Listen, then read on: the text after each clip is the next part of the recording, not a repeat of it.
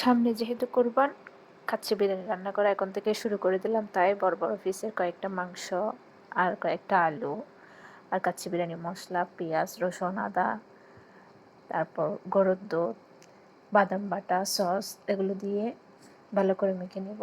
আর দিয়ে দিলাম লবণ, একটু তেল দিয়ে এখন সিদ্ধ করে নেব। সিদ্ধ করে নেওয়া হয়ে গেলে উপরে দিয়ে দিলাম বেরেস্তা।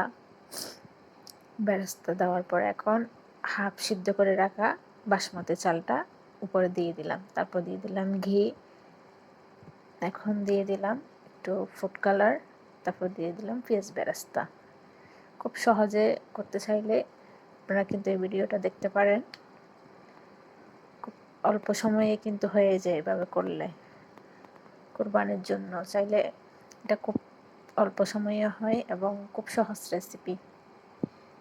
এবার মেয়েকে দিয়ে ট্রাই করে দেখব কেমন হয়েছে। মাশাআল্লাহ, মেয়ে অনেক খুশি কাচ্চি বিরিয়ানি পেয়ে। আমার মেয়ে তো এমনও বিরিয়ানি খুব পছন্দ করে, তার উপর কাচ্চি বিরিয়ানি হলে কথাই নেই।